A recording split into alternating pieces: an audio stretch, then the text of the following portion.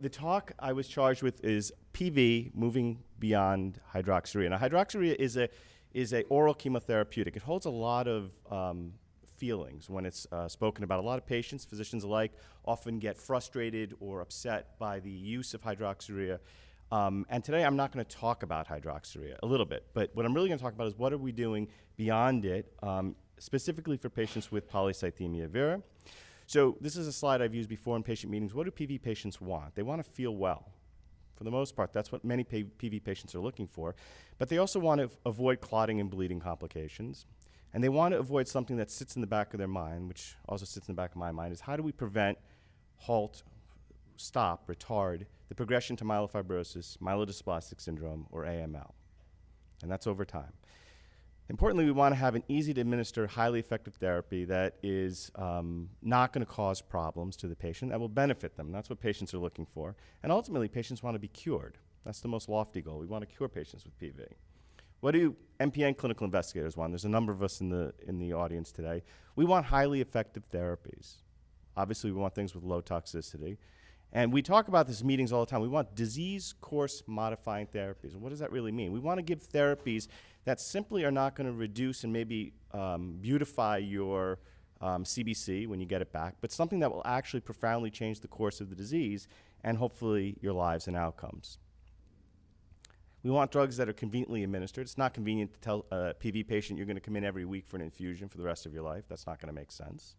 And again, we're interested in cure. That's always the underlying drive for us to be part of this field.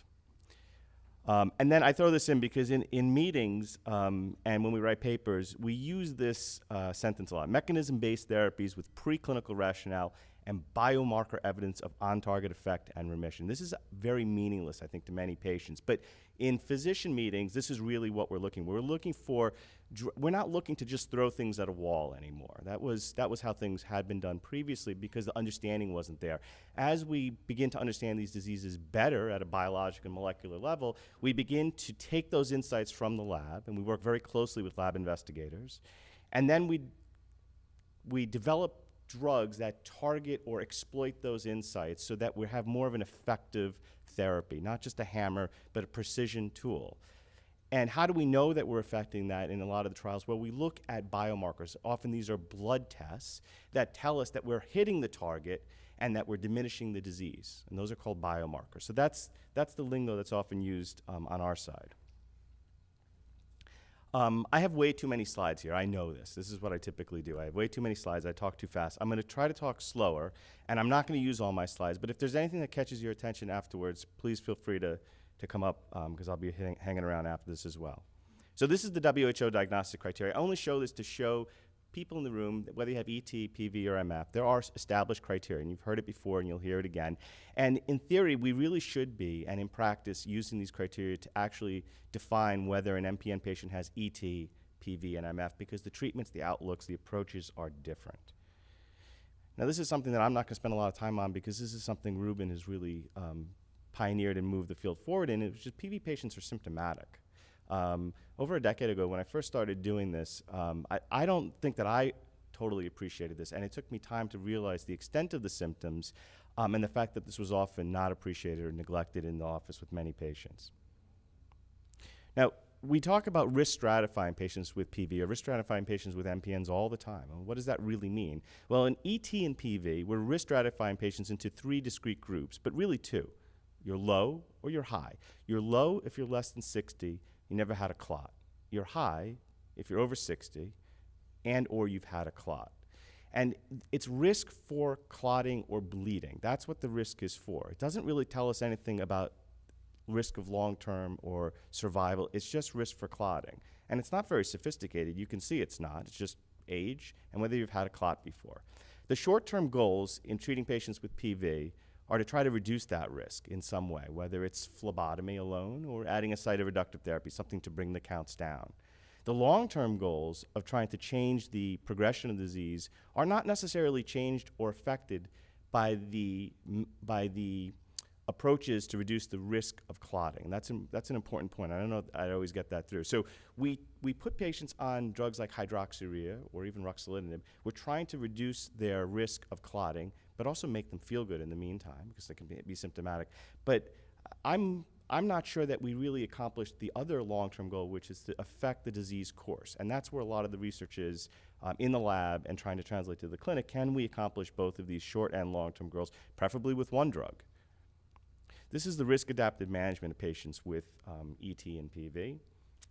I'm talking just about PV, but it's basically similar. We want to address cardiovascular modifiable risk factors in everybody. An aspirin a day is pretty much the standard of care, reducing the thrombotic risk. Therapeutic phlebotomy to keep a hematocrit less than 45%. I can't tell you how many times I see patients where they come in and their hematocrit's like 52% as a consultation. I think, oh, your hematocrit needs to be lower than that. And they said, well, it was the last time, I got a phlebotomy in my doctor's office, but it was like 6 months ago.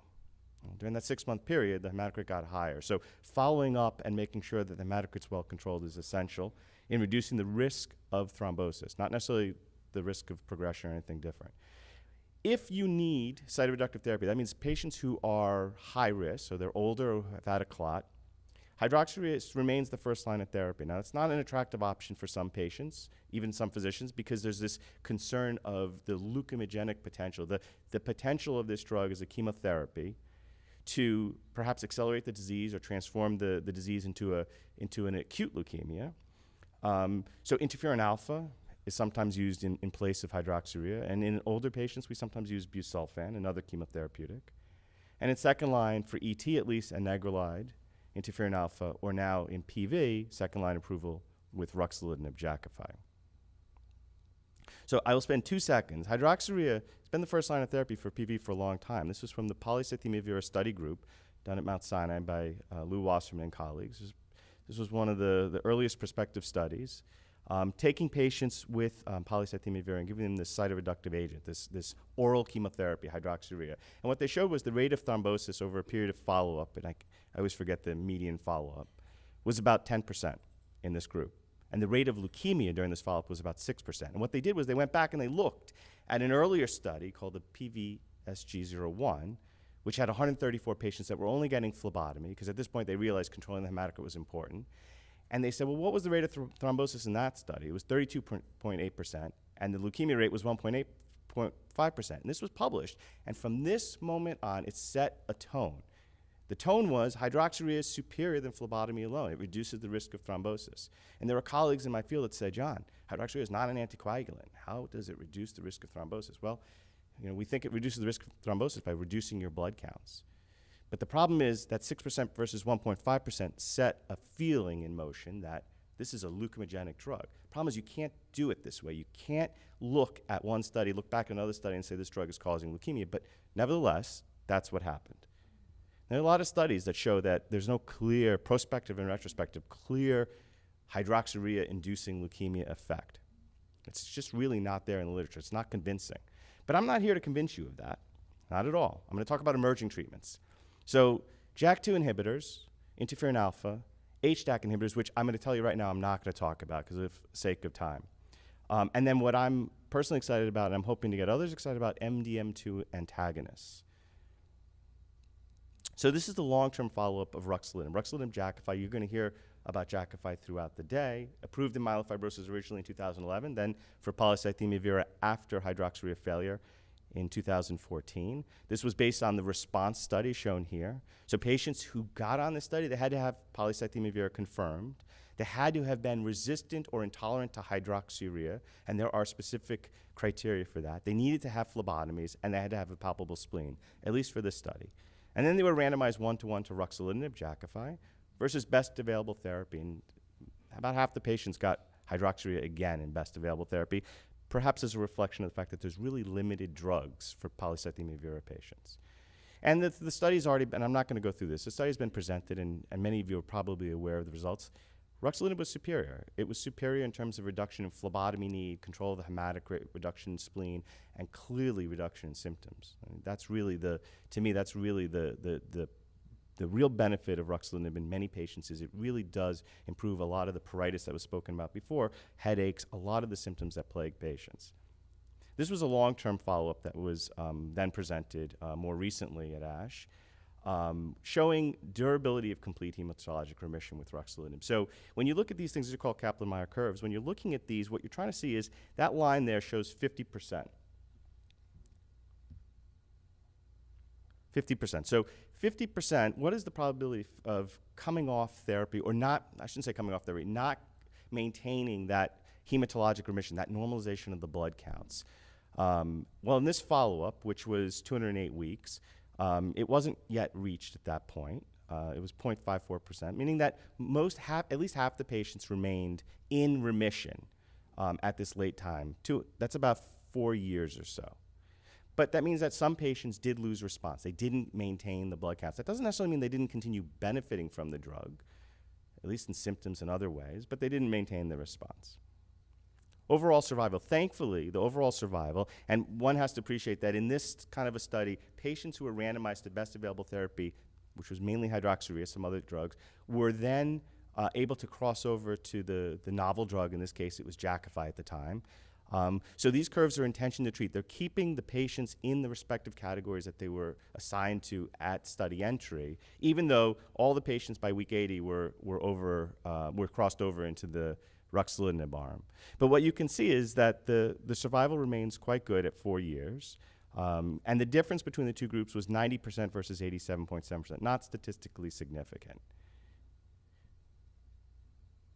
What about clotting? So I told you before, the reason why we treat patients with drugs like this is namely to reduce the risk of clotting, whether it's arterial or venous. Arterial could be strokes and heart attacks. Venous could be clots in your legs and your lungs.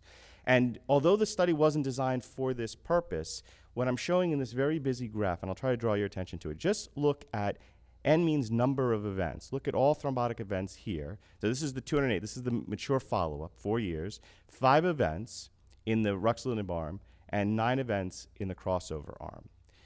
Remember, the crossover arm was patients who got whatever it was for 80 weeks, and then they crossed over to the Jakafi. It includes all of them. The bottom line here is we can't tell from this data, does the drug, Jakafi, actually reduce your risk of clotting? But what we can tell is that the risk, if you look at the frequency, was quite low, wasn't high. That's pretty encouraging. At least that makes me feel that I'm not concerned when I put patients on ruxolitinib with PV that they're at an increased risk of clotting. I don't think that they are. But I can't look patients in the eye and say we've clearly shown that Jakafi reduces your risk of clotting. We can't, because the trial wasn't, not because the trial failed. It just wasn't designed. It would have been a much bigger trial with much longer follow-up. We know a couple of things, that Jakafi does not promote leukemic transformation or transformation to myelofibrosis. I feel very comfortable with that. But I will play devil's advocate. I'm not sure that Jakafi reduces the potential of the disease to progress. That I can't say either. The slide I don't have up, because it fell off the slide deck, was there may be an increased risk of some types of infections like herpes zoster or shingles. I see it frequently in my clinic, but I see it in patients who've never gotten Jakafi. I've had it. I've never had PV or Jakafi. So it's not, not specific, but we know that Jakafi does affect the immune system in certain ways and may allow for escape of infectious and maybe even some types of skin cancers like non-melanoma skin cancer. But that risk, I think, still is outweighed by the benefit of the drug in patients that are appropriate. So patients who've had hydroxyurea and are symptomatic or having trouble controlling their counts. What about interferon? Interferon gets a lot of attention, sometimes good attention, sometimes bad attention, a lot of focus. This was a study that, thanks to many people listed here and in the audience, we presented now 2 years ago at ASH, and we're likely to submit for publication this year with a follow-up. This was a global study comparing hydroxyurea to pegylated interferon, Pegasus.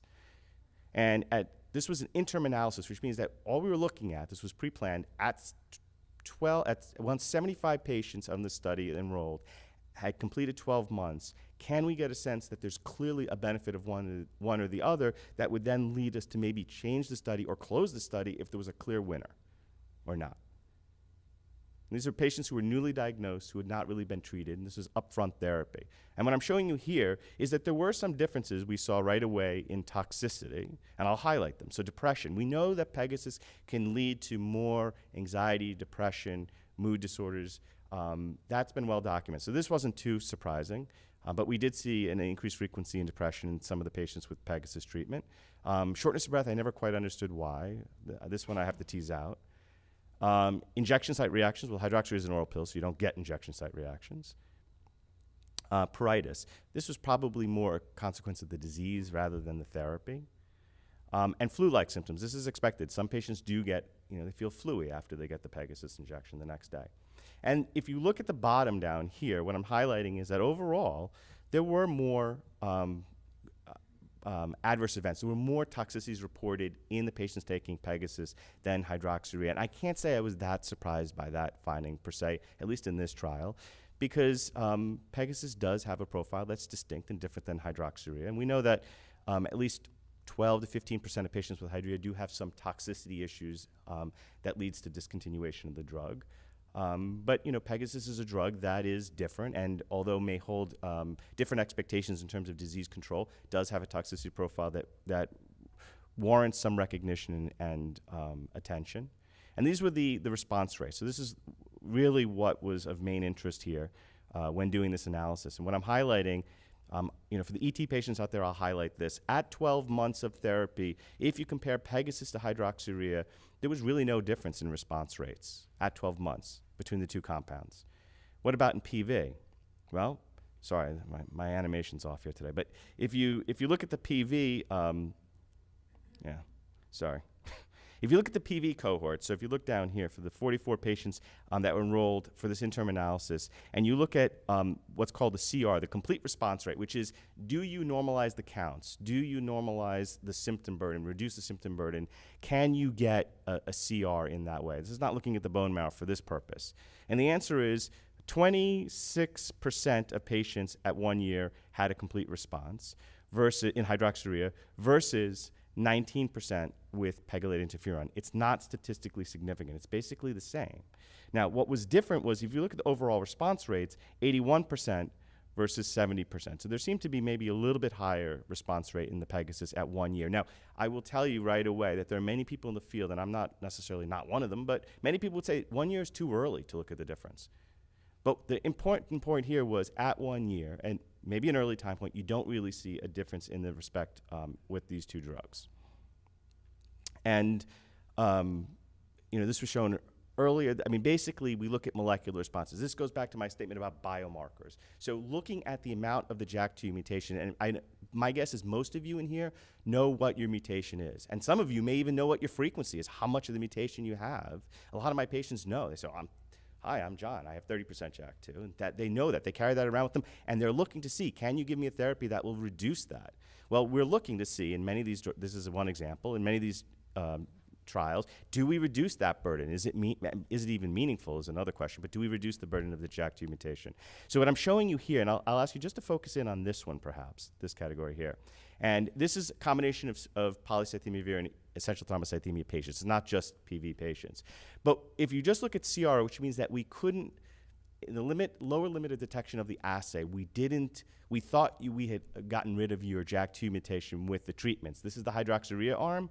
This is the Pegasus arm. So to my surprise, I hadn't expected this, and I went back and looked at the literature. It is actually reported. 22% of patients actually with hydroxyurea, non-specific oral chemotherapy, attained a complete response, a molecular using the same criteria, this is done blinded, by the way, 14% in the Pegasus arm. Again, one can make the argument very easily, too early to look at Pegasus. You need more time. It's a slower acting drug.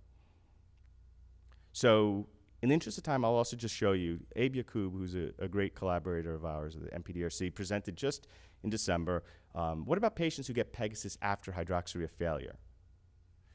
Well, this is the primary end results of that at 12 months. This was a 12-month primary endpoint. And what you can see here is, again, let's look at PVs in red, and let's just look at the overall response rather here. Those are patients who've had clear improvements in their blood counts and symptom burden and spleen.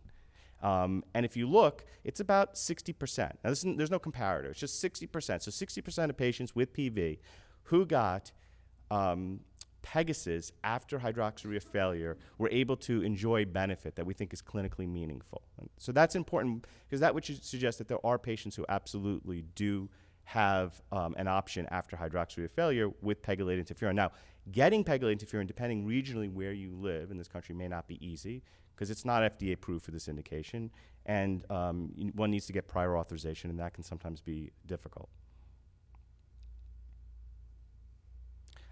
For 2 seconds, I'll let you guys know that there is a drug called ropeginterferon, P1101, which is a different pegylated form of interferon alpha 2B. It's an injection. Perhaps it has less toxicity because it's dosed less frequently, every 2 weeks rather than every week like Pegasus. The only reason why I bring this up is because this has been presented, and it's coming to the US in terms of clinical trial options. And, Ruben and Serge, who are here, are involved in this effort.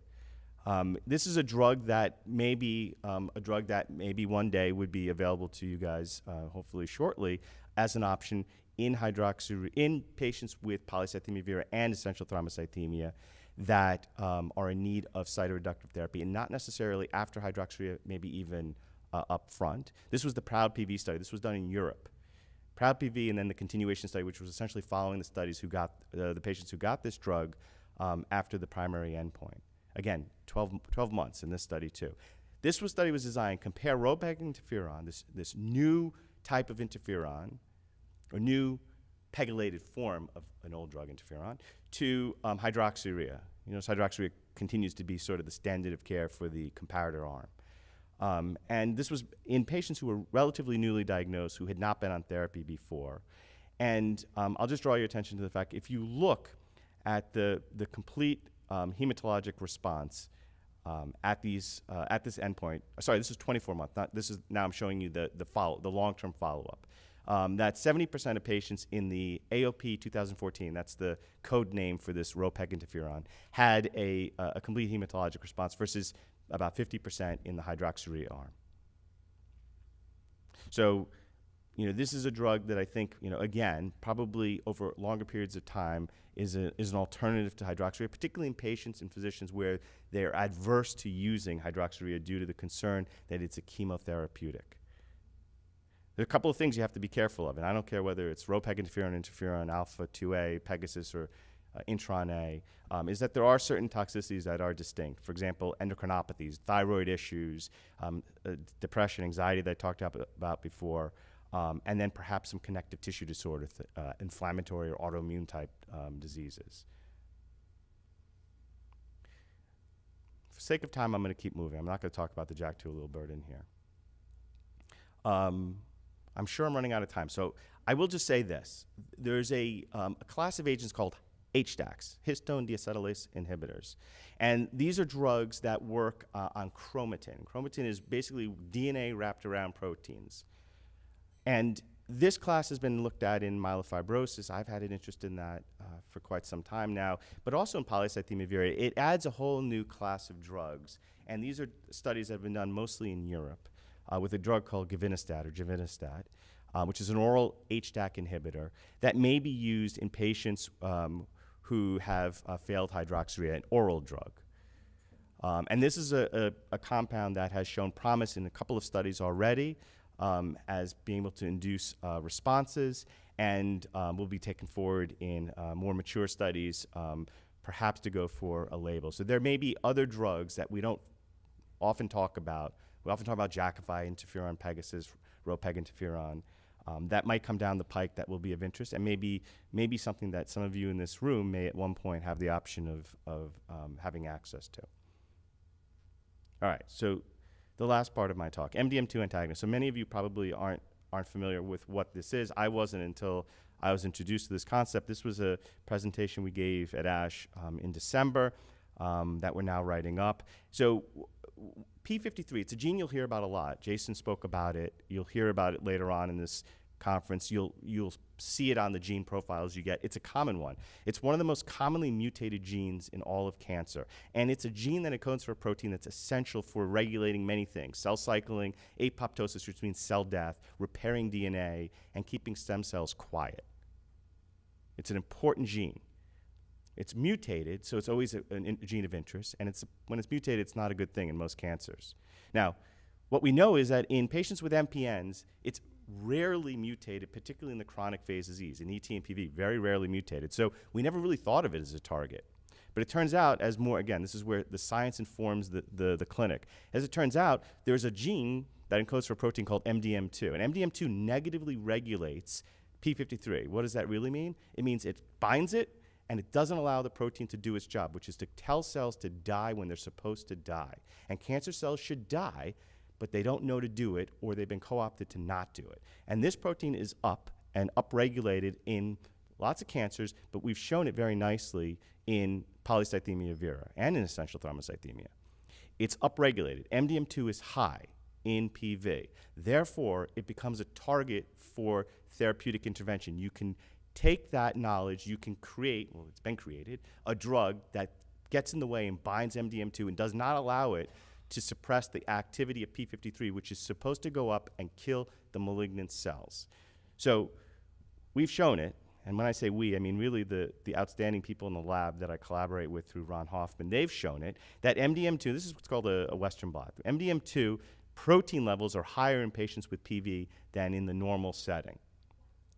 And if you give a drug called a nutlin, which is what an MDM2 antagonist is, to these cells, you can induce apoptosis. We can measure that. We can read that by markers downstream of the pathway in cells. You can create mice that have an MPN type of disease, almost like a polycythemia vera. You can then give them this drug, and you can show that you can actually diminish the amount of the disease cells in the mice. It's a surrogate. It's usually one of the models that are used before we take drugs into the clinic and give them to humans. And if it looks good there, then we get excited and we hope, wow, this might actually be a drug that's going to be effective in people. So we showed in this study, this was a small study, 12 people. This is not a big study. 12 people, phase 1. First of all, are MDM2 levels higher in these patients? They clearly were higher. We saw that right away. Although, interestingly, some of the PV patients didn't have high levels. And what I'll point out is these patients still responded. I can't explain that one yet, but they still responded to the drug. And can we activate? So if we give this drug to the 12 patients, can we show, remember, biomarkers in the studies, can we show a biomarker that shows that we're hitting the target? And I would say in the 6 patients where we had a day 5 biomarker blood test of the patients that we were giving this novel therapy to, we could show that this protein level went up. This protein was reflecting that we're hitting the target, we're activating this pathway called P53 pathway. And here, this is what you guys are really going to be interested in. What about the responses? 12 patients, small. I'm acknowledging it. It's an early study. It informs us to tell us whether we go to a bigger study. Well, of the 12 patients we had, this is a single institution. It's biased. I'm doing it. I'm recognizing it. I'm telling you I'm doing it. But I'm trying to be as even as possible. We saw 4 complete responses out of the 12. So 4 patients had normalization of their counts, their spleen, their symptoms. And these patients were coming back pretty quickly, telling me I feel a lot better. These are patients that needed a lot of phlebotomies. They stopped needing phlebotomies. These are patients that had itching or headaches, bone pains. They felt a lot better. It was really pretty dramatic. I saw it quickly. 4 of the patients didn't meet the criteria to continue on the study on the therapy alone. It's an oral drug. It's given 5 days in a row. It causes some diarrhea and some nausea, but that can be controlled. 4 of the patients weren't able to make the criteria to stay on the study. So they rolled over into a part B of the study where I combined a low dose of Pegasus, interferon, coming back into the story. Low dose of Pegasus. Why did I even do that? Because the preclinical study showed that if you use the 2 drugs together, it was the most profound in getting rid of PV cells in the lab. And what we saw very quickly, and this will have to be updated in the was that we were seeing responses that we didn't see before. I had one individual, a guy from actually Mexico City, used to fly up and see me, and he would come in. He was 180 micrograms of Pegasus, high dose, every week, was constantly getting phlebotomized, had a big spleen, felt miserable. Put him on this drug. We had a moderate response with this drug alone, this oral drug, RG738, idesonutlen. Moderate response. I was a little bit discouraged. I thought, oh, well, maybe this won't work for him. But I said, well, we'll give you back the Pegasus. Even though he had 180 mics for years and never had a real response. We'll give you back the Pegasus basically because the lab told us it should work. Lab usually tells us things and doesn't usually work, but the lab told us it should work. So we gave him the Pegasus, combined it with it, and I have to say, in 3 months, this patient resolved his spleen. It was like 17 centimeters down, resolved the spleen. His count, which was about 30,000, the white count, and that's high, normalized. He stopped needing phlebotomies, and he started gaining weight back. And I never realized that he was actually kind of cachectic, emaciated. He was kind of on the skinny side. All of a sudden, he looked more normal. He was saying, oh, my friends say I look like I used to look like 10 years ago. So that was an example of where we really got some insight from the lab that translated very nicely into the clinic. I'm very hopeful that this therapy will continue to move forward. This just shows, this is a classic waterfall plot showing that symptoms got much better. This was using Rubin's total symptom score. And that we were seeing responses. This is molecular responses. We were seeing reductions in the amount of the JAK2 allele burden in these patients that were treated. So I highlight this one. This was the one patient who didn't. This one patient instead had an increase in JAK2 allele burden. It was very frustrating. It was very frustrating until I got the data back at the end of the study. The one patient out of the 12 that had a mutation in the P53 gene that would tell us that this drug wouldn't work was this patient right here. Every other patient who was wild type had some degree of response. Very satisfying for me on multiple levels to see that, and for the people in the lab who worked very hard to develop this. And we saw patients who had bone marrow responses. They went from very hypercellular bone marrows before treatment with these funny-looking atypical megakaryocytes, which anyone with an MPN is going to have, to bone marrow that was more normal cellular, more normal looking, with less of the clustering. In one case, it was actually struggled to find atypical megakaryocytes. So that's a real success. That study has now moved on to a multi-center phase 2 study. I know Ruben and others are joining us with this effort. That's a Roche-sponsored study. They're taking it out of my hands, as they should. They're going to try to make it more diversified over a greater number of patients, over multiple centers and investigators. So, oh, this is backwards. So JAK2 inhibitor therapy is indicated to address bothersome spleens and symptoms in PV patients. And I would say especially after hydroxyurea failure, but that's not a hard, fast rule. Sometimes I do give Rux beforehand. If I have someone who's very symptomatic with pruritus and headaches, I know that I believe Rux is superior than hydroxyurea, particularly for that aspect. I may not waste time with hydroxyurea. Interferon alpha is an effective therapy for many PV patients and other MPN patients, but it has to be given over a prolonged duration of exposure. And in some patients, it can induce remissions. Histone deacetylase inhibitors, they may play a role, but it's still yet to be seen, and we're still continuing to watch that. And then this MDM2 antagonist, idesanutlin, may prove to be an attractive treatment option, perhaps even better in combination with low doses of interferon, which makes it more tolerable. And then lastly, clinical trial participation. This one I firmly believe. Clinical trial participation drives us closer to cure. So without you guys and the community in general participating in studies, Ruben and I, Serge, anyone who's here will tell you, we cannot move the field forward. We cannot, without your bravery, without your participation, move to the next step, have a meeting several years from now that says, look what we've done, look what we can give you, what we can provide you. If you don't participate in clinical trials, reasonable clinical trials in a reasonable way, then we're handicapped. We can't do much. So I really applaud and I thank everyone who has considered it, who's participated. It really helps, hopefully not just you, but the greater community. For that, I say thank you. This is an old picture. This is our group here. We have a really great group at Mount Sinai that I'm proud to be a part of. And thanks, Ruben. Thanks, Ann. Thanks, everybody, for listening and having me here today.